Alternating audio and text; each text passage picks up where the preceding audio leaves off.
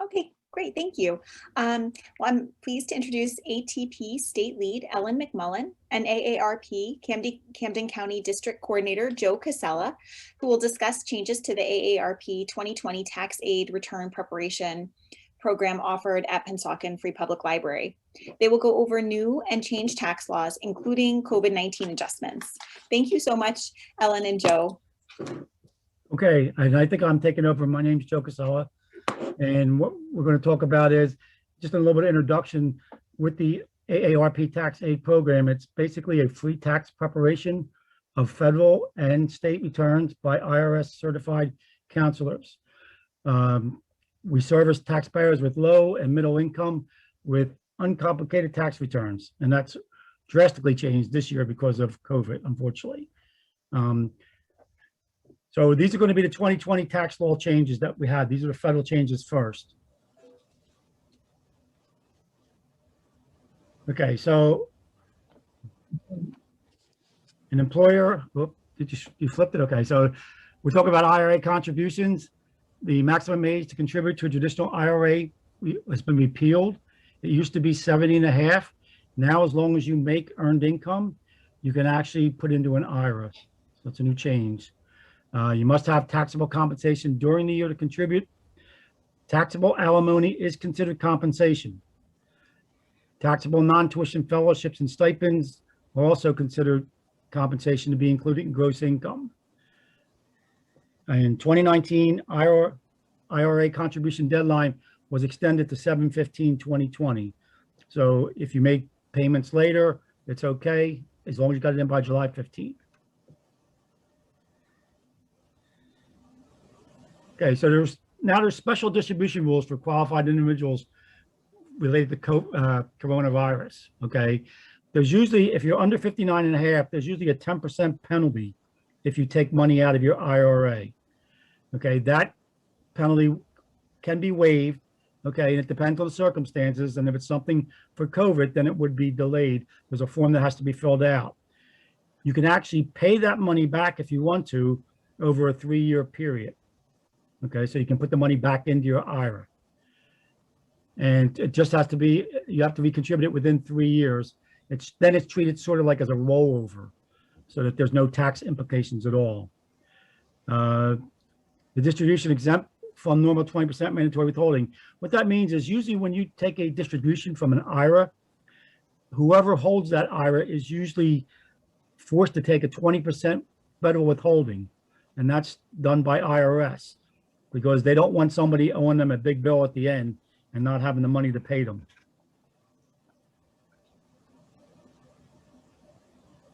Okay, RMDs, required minimum distributions, they were waived for 2020 only. So, and that's really a big deal because some people, it seems like they don't realize that they're supposed to have required minimum distributions. You can have 4 or 5 IRAs. And what you have to do is you have to figure out what the required minimum distribution in total for all 5. When you do that, you can actually take that total distribution out of just one of them. You don't have to take them out of every single one of the 5. Okay, but you just have to make sure that you have the total amount taken out. Now in 2020, they waived that. So hopefully that shouldn't create any problems. If you did take it though, you can't put it back in. Okay, because sometimes these things are taken early in the year, sometimes they're taken later in the year. So if for some reason you've already had the distribution taken during 2020, you can't put it back in. And also they've changed now the age for beginning the required minimum distributions. It's now increased to 72. It used to be 70.5, but that's only for individuals who reach age 70.5 after December 31st of 2019. Some or all of the first distribution may be delayed until the following calendar year. No change on that. Okay, so we talk about the COVID reliefs. Okay, and basically we had 2 rounds of economic impact payments. We first had the CARES Act. That was last year where everybody got $1,200 per person. A married couple wound up with $2,400. And you also got $500 for every dependent that was under 17. Okay, and that was done last year around March, I believe it was. And then December, they have the December 2020 COVID-19 relief. That's called EIP2. And that was for $600 per person and $600 per dependent under age 17. Now, those payments all went out the end of December, beginning of January. Hopefully, everybody should have them. The important thing to remember is when you do your tax return this year, you need to know what you received or what you didn't receive for both EIPs, because it's a calculation that's done in the return now. And also, if somebody had a child born in 2020, they didn't get that $500, they will be able to get it when they do the tax return this year.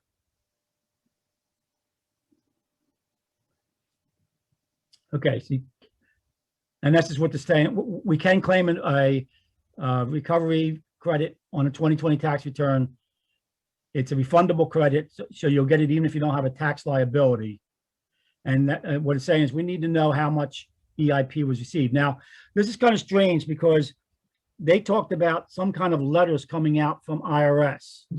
And I will say that I did get a letter about 2 days ago telling me that I was going to receive shortly a $600 EIP payment. Well, I got that payment like 3 weeks ago.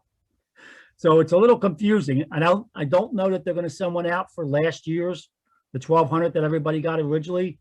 So the important thing to remember is if you got it and how much you got, because that way there'll be a calculation done on the tax return.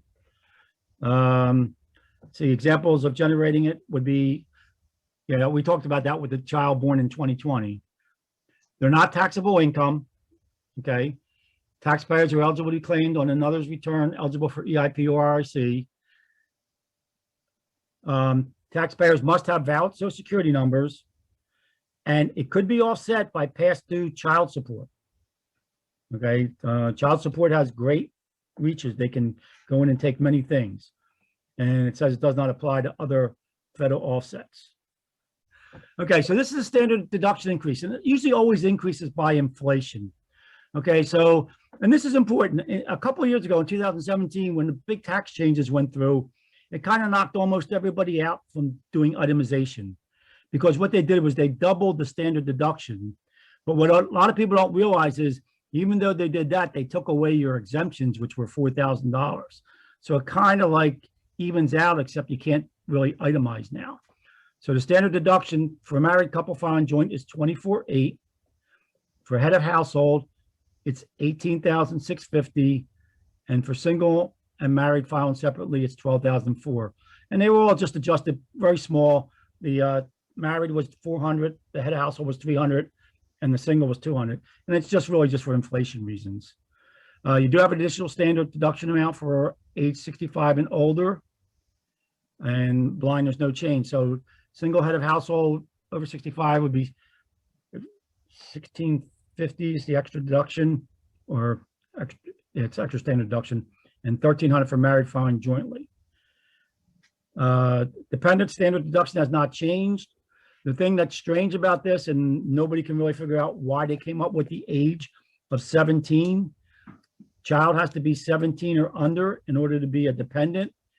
And I mean, I don't know what world they thought that was going to work, because to me, any child that's 17 is probably still in high school. So I don't know why they went, when you go 18, it's over, you know what I'm saying? So, but can't help that.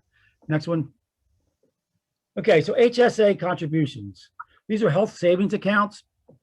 There are a lot of employers that are actually going to that now because it's cheaper. And so what these contribution limits are, this is what the most that you can contribute. And it didn't go up a whole lot. Like the self-only is $35.50, it went up $50, and the $7,100 for families went up $100. There are still limits on long-term care insurance deduction. That's based on your age. And then there's the premium tax credit. This is for anybody that's still using Obamacare. And there's a lot of folks that are on Obamacare. They usually get the 1095A, which has to be reconciled with each return. And it just, the federal poverty lines updated, and the repayment of the advanced premium tax credit also was updated a little bit. Okay. There were a lot of things that were expiring, I guess is the right way to put it. And some of them they left back in, like mortgage insurance premiums. The deduction was extended through 2020. The catch with that, though, is that you have to be able to itemize. And most people can't itemize now. So that mortgage insurance premium that you pay probably won't really help you.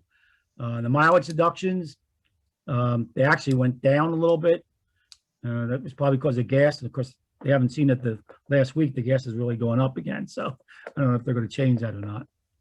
And then we have our second question thing. Hooray.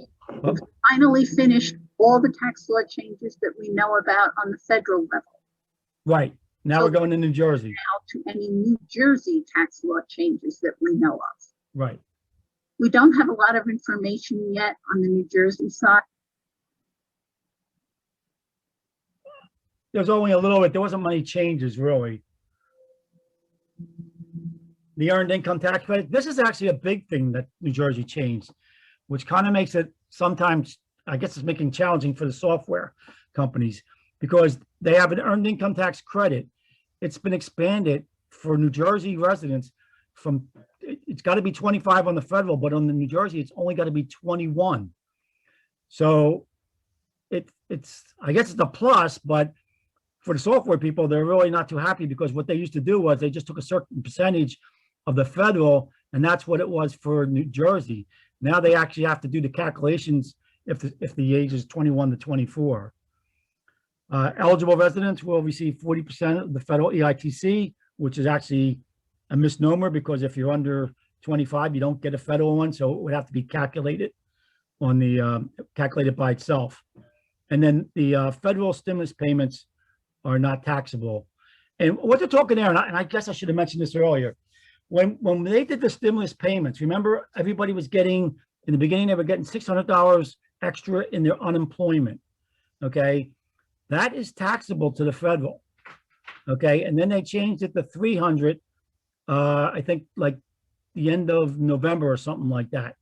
That money is taxable, and hopefully people did have federal withholding taken out, because if not, they're going to be in really big trouble. So, but the actual stimulus payments, which was the 1,200 and the 600, that isn't taxable. Okay, on. Okay, PTR checks, property tax reimbursements, the famous Blue Book. Okay, those checks are to be paid in October, beginning on October 15th of 2020. I'm trying to think. I don't think I'm not sure if I got mine. I think I did get mine. And then the homestead rebate, the payments will be credited on property tax bills beginning May of 2021. Usually what happens with that is it's you get probably a blue notice back from your tax authority saying that they've changed that payment and lowered it a little bit. Now, one of the bad things with the property tax reimbursement, we are not going to be able to do them this year, because since we are not doing in-person tax returns, there's no real way for us to do the PTRs via the computers. So that is a tough thing. There are some municipalities who are actually doing it for the tax clients. It's not a big deal once you're in the program for more than a year, because most of the information is pre-printed. And then it's just basically checking off boxes and all. The important thing is to get the form that the municipality says how much taxes you paid, and that's the figure that's got to go in there to deduct and figure out how much you're getting. Okay, okay, so the AARP tax preparation, we have in and out of scope items. Okay, the Volunteer Protection Act requires volunteers stay within the scope of tax law and policies set by the IRS and the AARP Foundation. And some of that will change this year, unfortunately. Okay, so returns that are in scope: income, wages, interest, dividends, capital gains, losses, unemployment compensation, pensions, and other retirement income like Social Security benefits. Most income we put on 1049 miss is okay. And the economic impact payments, what we're talking about there is the people getting their money back if they didn't get the economic payments. It's a refund. Okay, returns that are in scope credits. So you have the earned income tax credit. That's when, and the education credits for your children that are in college, and actually could be for you also. Child additional credit and credit for other dependents. Child and dependent care credit, the premium tax credit, which is actually Obamacare, and the retirement savings credit. Coronavirus related distributions from retirement plans, and we're waiting on a form from IRS on that. I guess that'll be in, hopefully it'll be in the software. So like I said, we do have itemized deductions, but many people can't itemize because of the standard deduction being so high and the health savings accounts. Okay. Out of scope. Now we have a term up here that says returns that are out of scope for LCM1 and LCM2. Okay, this year, since we are not doing in-person tax preparation, we are going to a low contact model, and it's either one visit or two visit. Okay, and because of that, we've had to narrow the different types of things that we can do. So now out of scope for this year are amended returns for any year, Uber, Lyft, and other self-employment, which usually comes on a 1099 NEC, hobby income or other not-for-profit activities, rental income, some investment income or itemized deductions that are not included. That's kind of weird. We don't usually get too much of that investment income. That's a problem.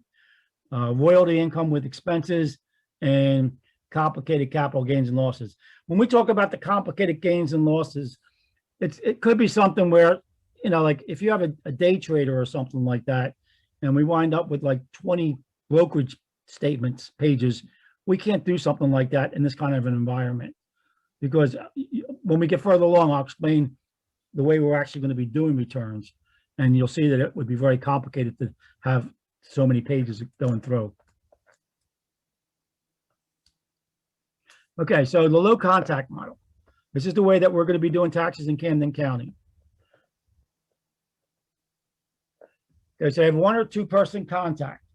Okay, and the real difference is if the client has the ability to video conference, like with Zoom, or, and actually, like I said, with AARP, we use Google Meet. If they're able to do that, then they may only be a LCM 1 person, which means that you only come in for one visit. So on that, what we're doing is we're just doing the intake of documents. It's going to be a short 10 to 15 minute session where Tax-Aide volunteer will verify the ID and scan the documents for the taxpayer. Okay, and then the taxpayer takes back all their documents with them, and then they will be contacted by a counselor later. And then what happens is there's phone calls involved, and the tax counselors, they prepare the return on TaxSlayer, which is our software, and then it has to be confirmed back and forth. Okay, but the big thing with the one visit is if a client can video conference, then they can, there's an 8879 form that's got to be signed and another IRS form, I think it's a 14446.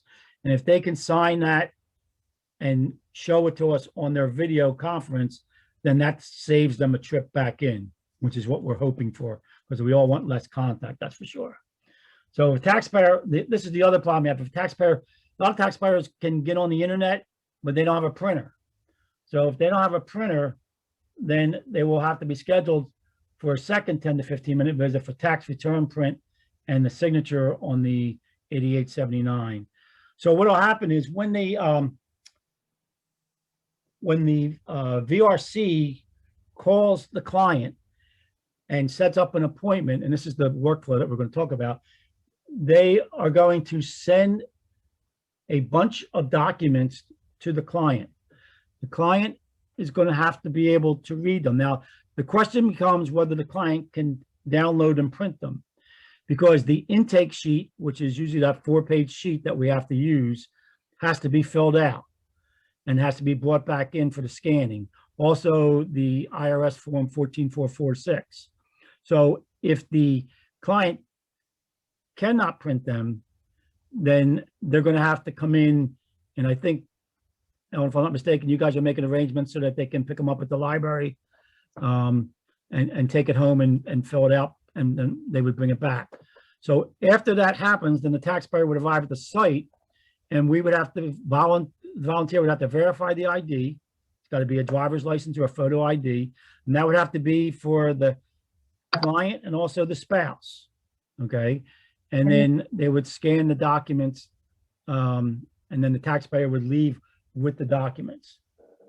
Then the intake interview is done via Google Meet, sort of like we're doing here, except it would be Google.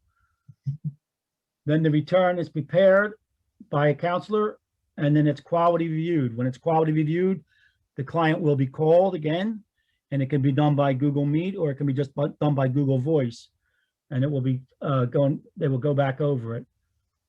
After that's done, the taxpayer will receive an electronic copy of their return. Okay, and then they will actually, unfortunately, be called again because we got to go over the return and make sure that everything's right. Now, if the client does have the Google video, then they sign the 8879 at home, as long as they can download it and all, and then they would show it to us on the screen, and that would be enough. And then at that point, it's done.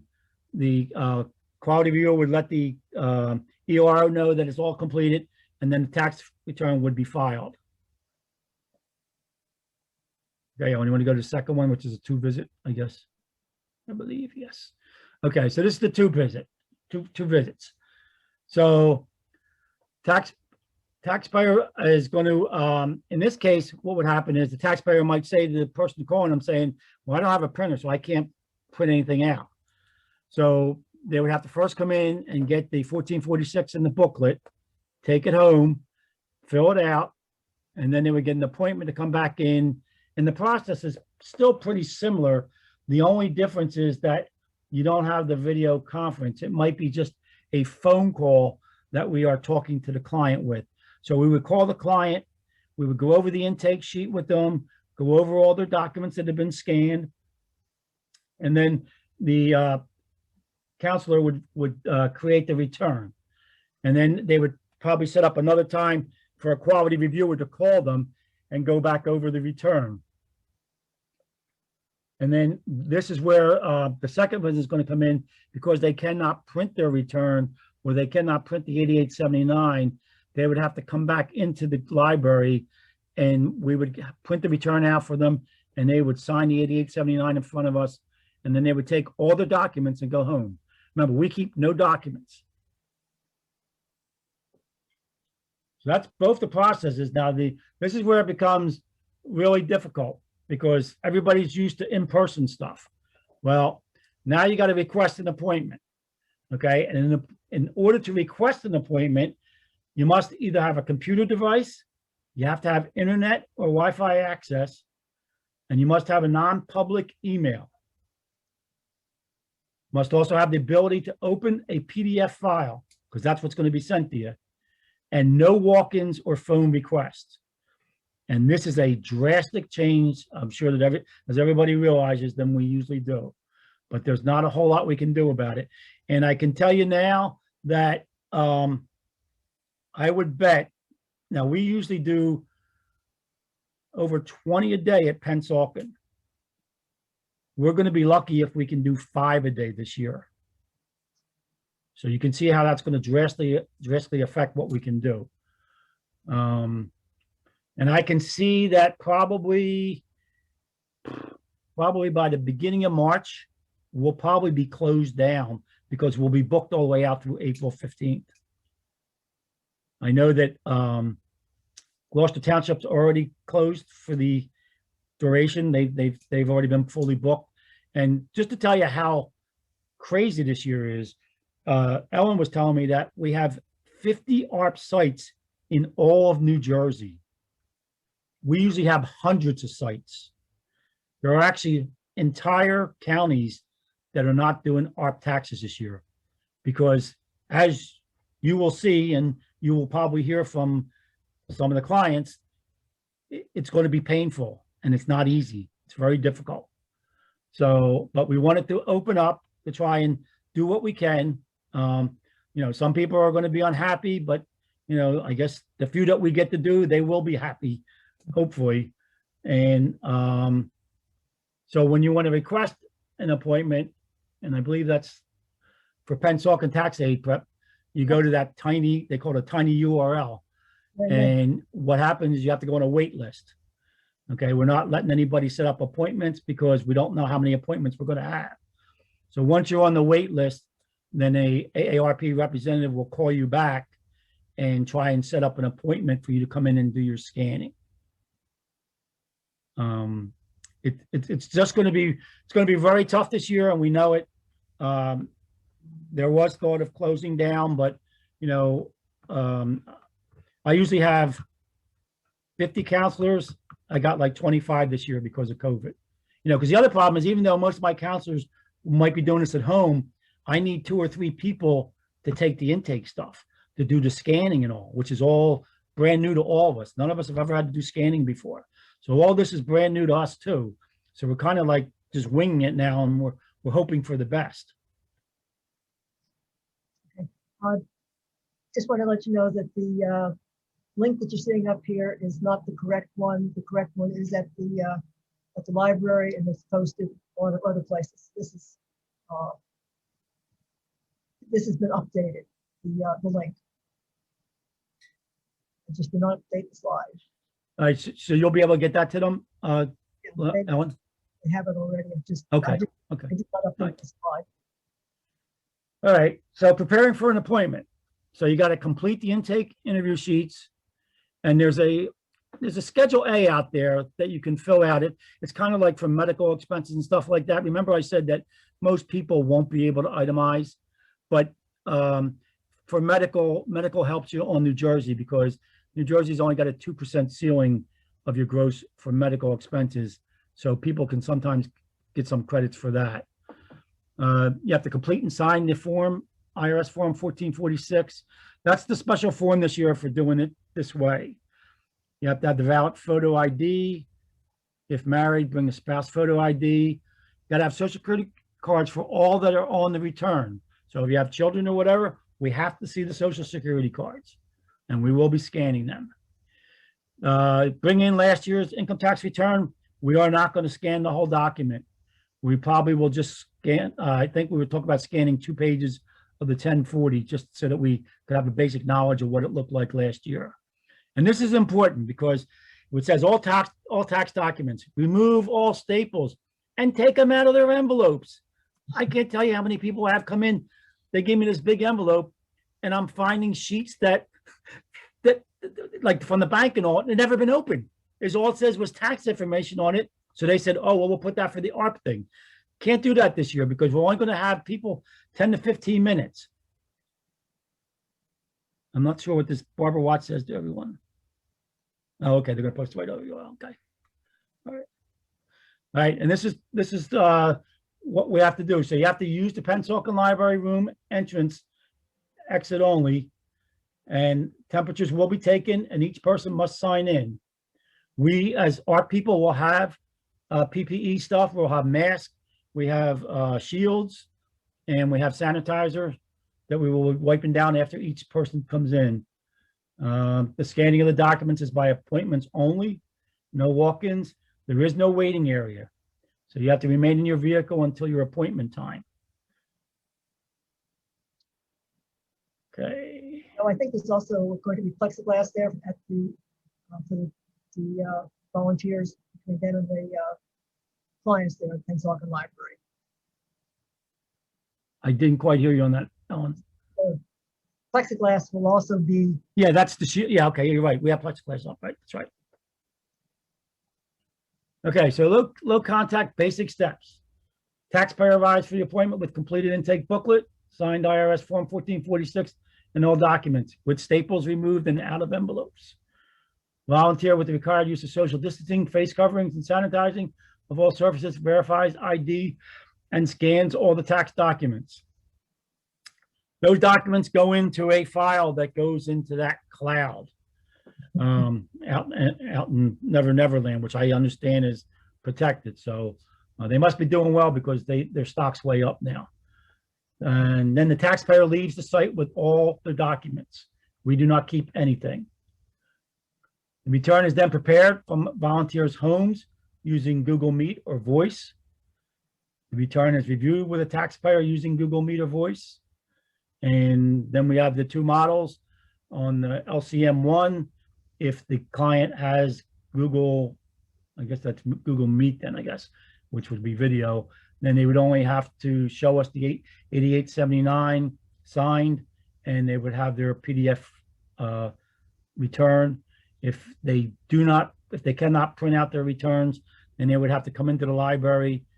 After they sign the 8879, we would print out the return and give it to them. I think that's it for me. Oh boy. Before Ellen starts, Ellen's going to start on the tax return assistance program. Okay, the alternative tax preparation. If anybody has a computer and is just a little bit computer literate, this is the way to go.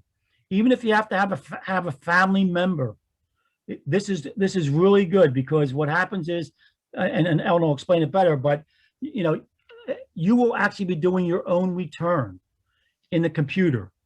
And you know, I worked with it last year. We did it during the summer, and I worked with it and I enjoyed it.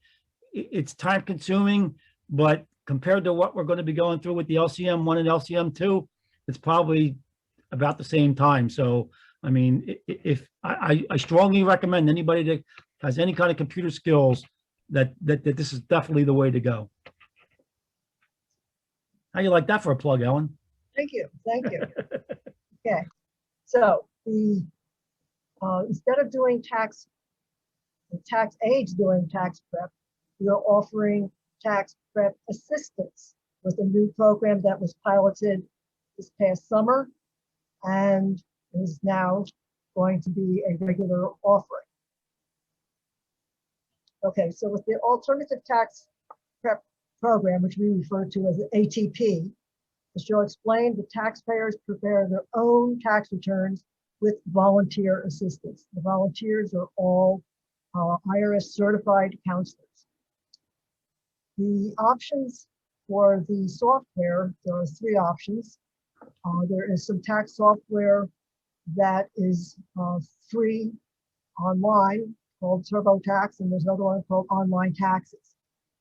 The issues with those two particular kinds of software is they have income limits. In other words, if your income is over 72,000, then there is a charge for having the tax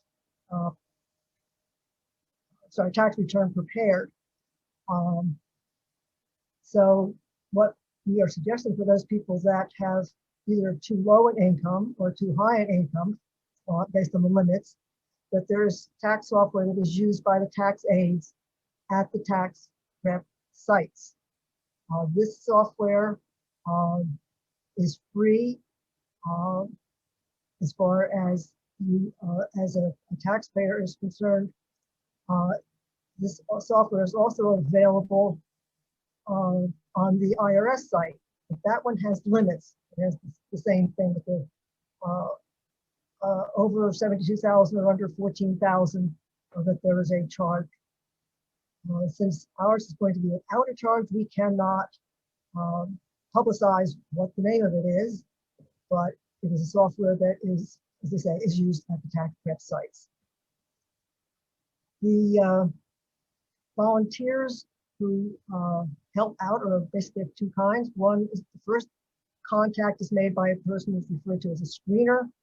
They make sure that the taxpayer has what they need. And the main issue has to do with technology. So they will be asking questions as far as the computer, what browser, basically how old it is, make sure that it has an operating system that our software supports. So if somebody wants to do theirs in using Internet Explorer, we can't help. So there's a process of making sure that we have a good, good situation that the technology will work. After that's all been resolved and that we determined that everything is in scope, then they will talk to the taxpayer will end up talking to what we refer to as an assister. Now, the assister basically is a coach, a mentor, guide. They will set up a meeting through Google Meet, and the process is that the person who is doing the tax return, which may be themselves, or as Joe had pointed out, if they have a friend or a relative that is more computer savvy, they would walk through preparing the return.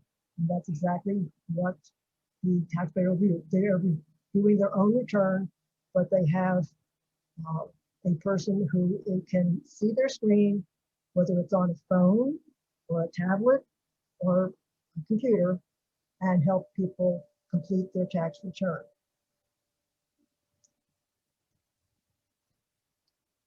Okay, Joe had talked about what was out of scope for the model that he was talking about, the low contact model. Some of those items are available though for assistance when you work through ATP. So for instance, self-employment, which was not, that was out of scope, if you will, for the low contact model. It is in scope for ATP, but it's only certain kinds of self-employment. You're not going to be doing things with use at the home or situation where they have employees or their expenses are fairly large. And it definitely cannot deal with having a loss. The other thing that is in scope for ATP is using this new form that's this year, this NEC 1099. In the past, people who were Uber, Lyft, whatever drivers would get an MISC 1099. That is no longer the case. This is a new form. So anybody who has doing that kind of activity as being self-employed, that this program, the ATP program, can help those folks. And let me just say that this is really ideal for the Uber and Lyft drivers because they do most of the stuff on their phone anyway. And I actually last year during the summer, I did have somebody do their return on a iPhone. Okay, the big deal there though is you got to have some place that you can send your tax documents to be printed when you've done your preparing. But it's, you know, like I said, it's a great way, especially since we're out of scope now for those Uber drivers and Dashboard and Lyft. But if they are savvy with their phones, they can probably use this program and do their own taxes. Okay, so what is the process for alternative tax prep? Well, the taxpayer submits a request online. They get some instructions. That request is routed to the state and reviewed by the state lead. That's me. So every request from the state of New Jersey that comes in to ATP, I see every one of them. Based on what I see, the request is forwarded to a screener who contacts taxpayer, conducts the initial interview, which we talked about a moment ago, and then the request is then either taken or assigned to an assister. If somebody has a specialty, it's like military certification counselor, then that person would be basically connected with them. Okay, so the sister schedules the Google Meet with the taxpayer and coaches them all the way through, and they're done to the point that at that point, since the tax prep part is done, it is up to the taxpayer to complete and file the return. So the difference between the two models, one of the big differences between the two models is that with Joe's model, AARP files the tax return. In this particular model, that is the individual taxpayer is responsible for filing that return. Now, if that return does reject, we need to know about that and see if we can do what we can do to go back and help. All this help, of course, is provided free. But as I say, the ultimate responsibility of getting that tax return filed is the taxpayers. Okay. To make an appointment, here we go. It sounds really familiar. Must use a computing device, must have a secure internet Wi-Fi, must have an email address. And as we just started mentioning earlier, if not technology comfortable, then the taxpayer may wish to have a family or friend present during the tax prep process. Okay, how do you make an appointment? Well, you have to go online to the aarpfoundation.org/tax-aide. That's probably the most direct way of getting there. A lot of people just Google it and it will get you to the same place. There are a variety of options for tax preparation this year. That there is also a virtual tax preparation offering, but it's not in all counties. I don't think we're doing that in Camden County, are we, Joe? What was that? I'm sorry. The virtual tax prep. No, we're not doing virtual tax prep. Okay. So what we are offering, though, in Camden County is the tax prep assistance option, which also is referred to as prepare my own taxes online. And when you get to that spot, you click on the request help button, at which time you will be asked to fill in a form and submit that form.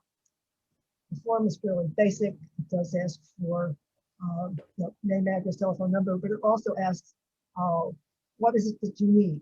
If you want 2020 tax return, you can do that. That's for free. If you want a prior year tax return, we can also do that. Unfortunately, that is not free. So a prior year return is not free. But all that will be explained once we get talking to a human being. But the form asking for help does allow you to put in additional comments so that you can provide the best information ahead of time on what it is that you need and help with, not just that I want my tax return filed that they're prepared, but that there may be some situations such as you are an Uber with driver. So fill it out, send it off, and we're done. Let me just say this, okay? This is going to be a very challenging year for us. We ask for your patience. If you normally get a return and your everything stayed the same this year, you could actually wait until next year to file it. I really believe that next year, unless we get another kind of virus out there, that we will be back to in-person tax preparation. But you don't get penalized if you have a refund coming to you. IRS doesn't care because they're holding on to your money. So if you have trouble, because I can tell you now that we've been getting a lot of emails requesting assistance already. And like I said, probably within the next 2 weeks, we're probably going to be closing down because we'll have appointments out throughout the year. So I know it's tough, but it's just a bad year, unfortunately.